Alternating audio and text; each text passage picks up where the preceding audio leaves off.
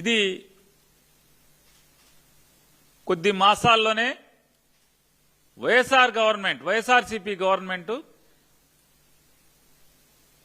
తప్పుడు ఎదవలు ధ్వంసం చేసినటువంటి స్వామివారి నారసింహుడి రథాన్ని పునర్నిర్మాణం చేసి స్వామివారి సేవలకు అంకితం చేసినటువంటి చరిత్ర జగన్మోహన్ రెడ్డి గారి ప్రభుత్వాన్ని. ఇది మర్చిపోయారా?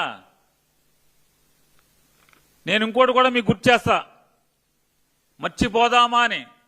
మర్చిపోదామా భారతీయ జనతా పార్టీ ఆంధ్రప్రదేశ్లో ప్రభుత్వం నడుపుతున్నప్పుడు, తాడేపల్లిగూడెంలో భారతీయ జనతా పార్టీ ఎమ్మెల్యే ఉన్నప్పుడు తాడేపల్లిగూడెంలో రథం పెంటపాడనే గ్రామంలో స్వామివారి ఆలయంలో ఉన్నటువంటి రథాన్ని దహనం చేస్తే, ధ్వంసం చేస్తే కేసు లేదు, ముద్దాయిని పట్టుకోలేదు, రథాన్ని ఇంతవరకు పునర్నిర్మాణం చేయలేదు.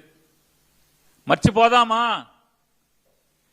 భారతీయ జనతా పార్టీ తెలుగుదేశం కలిసి చేసినటువంటి పాపాలని మర్చిపోదామా?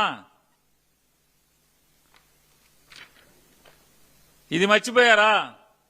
తిరుమలలో 1000 కాళ్ల మండపాన్ని ధ్వంసం చేసిన మీ పార్ట్నర్,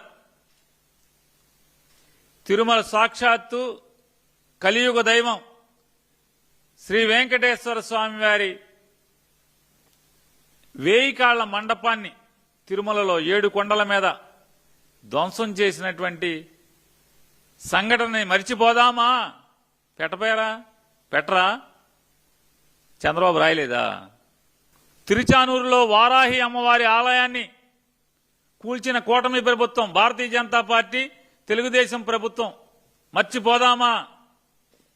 మర్చిపోయారా? ఇది రాయరా ట్వీట్లో. ఈ తిరుచానూరులో వారాహి అమ్మవారిని ధ్వంసం చేసినటువంటి ముద్దాయిని మర్చిపోదామా? మర్చిపోయారా? నేను మర్చిపోదాం వద్దా? తెలుగుదేశం టైంలో, మీ టైంలో, మీ ప్రభుత్వంలో అసలు ఈ ఆంధ్రప్రదేశ్ రాష్ట్రంలో ఆలయాలు అత్యధికంగా ధ్వంసం జరిగినా, దేవుడికి అవమానం జరిగినా, హిందూ మతానికి అవమానం జరిగినా భారతీయ జనతా పార్టీ తెలుగుదేశం కలిసి ఉన్నప్పుడే జరుగుతుంది. ఆంధ్ర రాష్ట్రంలో అత్యధికంగా ఈ పాపాలన్నీ ఒడిగట్టుకునేది మీరే.